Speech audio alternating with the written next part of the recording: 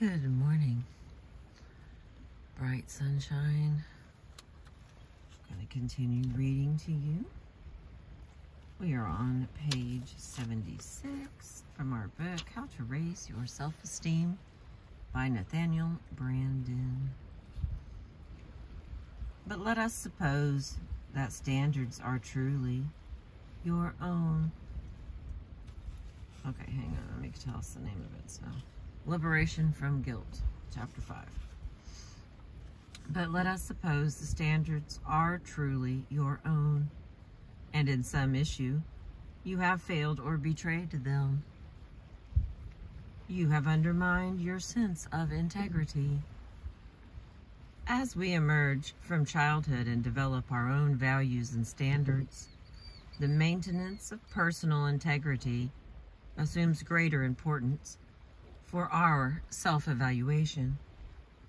Integrity means the integration of convictions, standards, beliefs, and behavior.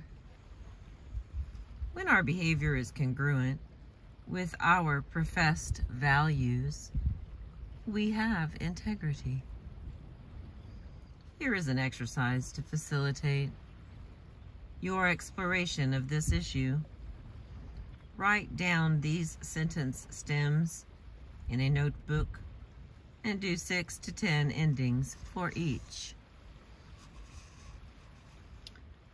I most feel I have integrity when I... The next one. Sometimes I diminish my integrity when I... Complete the sentence. And the next, I like myself most when I... The next, I like myself least when I... The next, when I fail my standards, I tell myself. And the final one, it would be easier for me to live up to my standards if... And then complete that sentence. Remember, if you get stuck, invent. Don't tell yourself you cannot do it. You can. The only question is whether you choose to. When you have done the exercise, take a few minutes to meditate on your endings. What feelings arise for you? What do you become aware of? What have you learned? It would be helpful to make some notes at this point about what you've discovered about yourself. When we behave in ways that conflict with our judgment of what is appropriate, we tend to lose face in our own eyes. We tend to respect ourselves less. But if we merely castigate ourselves, vilify ourselves, and think no more about it, we deteriorate our self-esteem and increase the probability that we will have less integrity in the future. Hang on. When we behave in ways that conflict with our judgment of what is appropriate, we tend to lose face in our own eyes. We tend to respect ourselves less. But if we merely castigate ourselves, vilify ourselves, and think no more about it, we deteriorate our self-esteem and increase the probability that we will have less integrity in the future.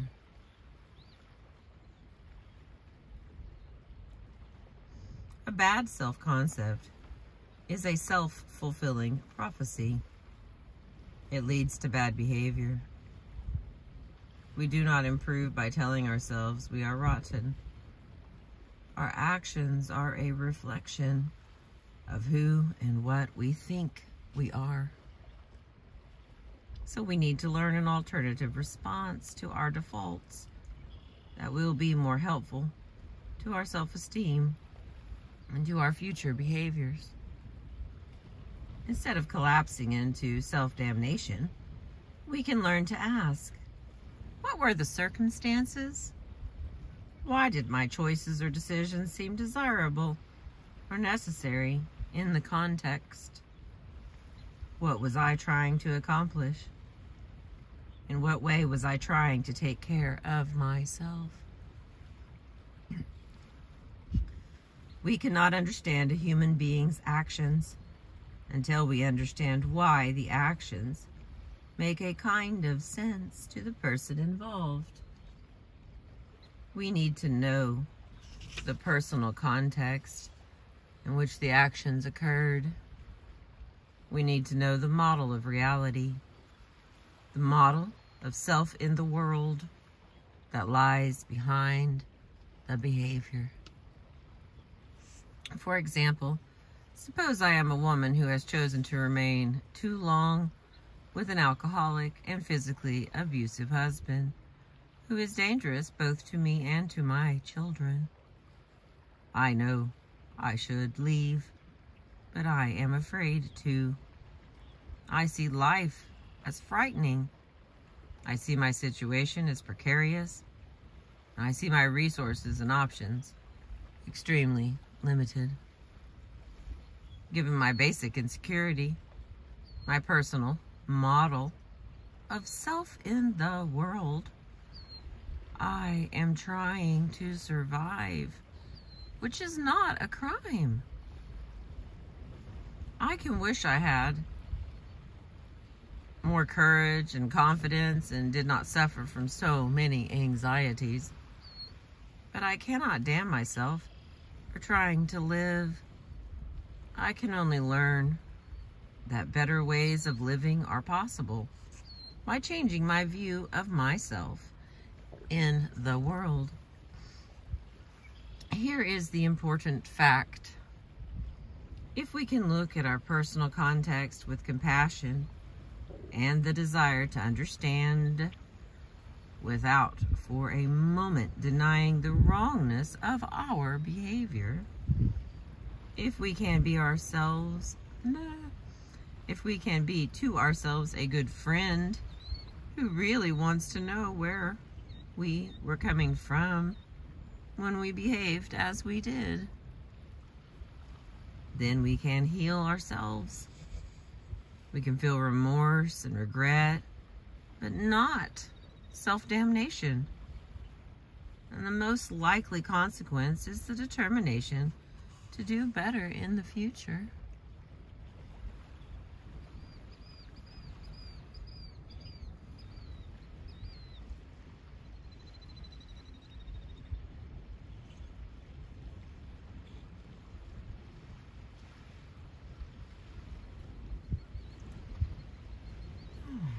This, after all, is the pattern we encourage in therapy. A woman confesses a sexual infidelity. A man admits his perpetration of an assault. An employee acknowledges embezzling from their company. A teenager tells of willfully hurting a smaller sibling. A scientist admits to faking data. A parent confronts having been cruelly unmindful of a child's needs. A professor acknowledges taking credit for the work of a student. A secretary admits to calling in sick so as to have a date with her lover. A columnist confesses to maliciously fabricated gossip. Interesting. Some of these actions may be minor, some calamitous in their consequences. But when our clients in therapy speak of them and convey a sense of guilt, what do we do that is healing?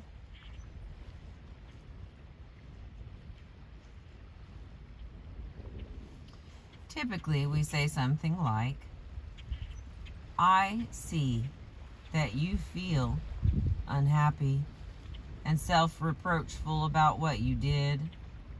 Let's try to understand why you did it. What were the feelings and considerations that prompted your behavior. Can we explore that? We do not hurl reproaches, and we do not say what you did was right. There's nothing to feel bad about. You need to remember that when you act at some level, you are always striving to satisfy your needs, as is true of all living organisms. Our actions are always related to our efforts to survive, or to protect the self, or to maintain equilibrium, or to avoid fear and pain, or to nurture ourselves, or to grow. Even if the path we choose is mistaken, even if, objectively, we are engaged in self-destruction, subjectively, at some level, we are trying to take care of ourselves, as in the case of a suicide who seeks escape from intolerable pain. However, in seeking to understand the roots of undesirable behavior, there is no implication that the persons involved could not help it. Neither understanding nor compassion entails denial of responsibility. In fact, when a wrong has been committed over which a person feels guilt, I direct the client's attention to the question of what actions he or she might take to allow self-forgiveness. Let us examine this point, as it is important. Self-forgiveness may require more than the understanding and compassion indicated above, allowing for the fact that sometimes there are special circumstances requiring special considerations. There are, generally speaking, fairly specific steps we can take to free ourselves from guilt. The first is to own, make it real to ourselves, rather than denying or ignoring the fact that it is we who have taken that particular action. The second, if another person has been harmed by our action, is to acknowledge explicitly to that person or persons the harm we have done and convey our understanding of the consequences of our behavior, assuming that this is possible. The third is to take any and all actions available to us that might make amends or minimize the harm we have done, such as paying back stolen money, retracting a lie, and so on. Finally, we need to make a firm commitment to behave differently in the future, because without a change of behavior, we will continually recreate self-distrust. Of course, there is also the step with which I started, the willingness to explore the reasons for our taking the action in the first place. If we evade that, we will not be free of guilt, and we will very likely repeat the pattern of inappropriate behavior. Of course, some crimes are so terrible that self-forgiveness of the kind I am describing here is almost certainly unrealistic or impossible, such as, to name only a couple, the actions of a concentration camp torturer or a mass murderer. But such people are not known to seek therapy or read books about self-esteem.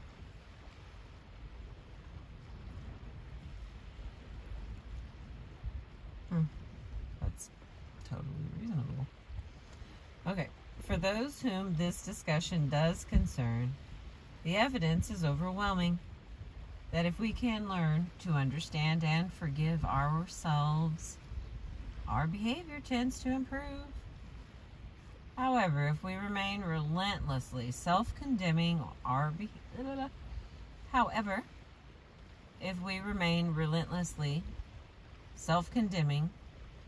behavior, like our self-esteem, tends to worsen.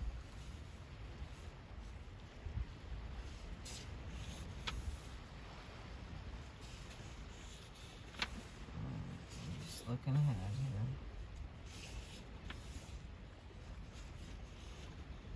Seems like this was a good place to stop, but that's going to make the next one kind of long, I think. Because we got to get to page 91. A long ways away.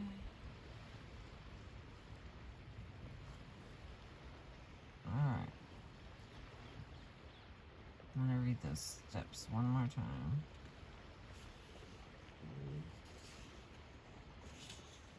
Because the next one rolls into another story, and there's no way I can get out of this in less than 10 minutes.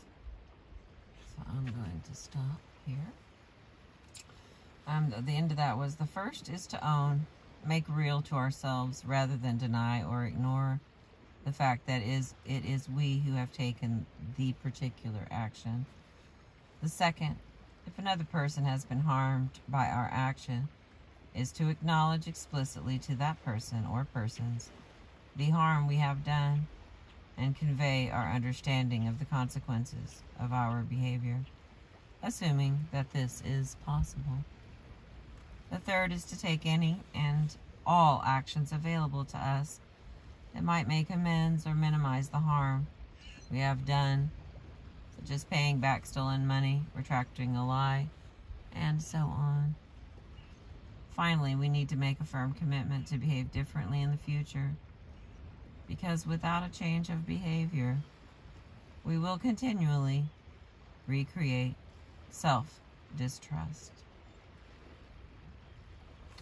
Thank you for being with me. I appreciate you.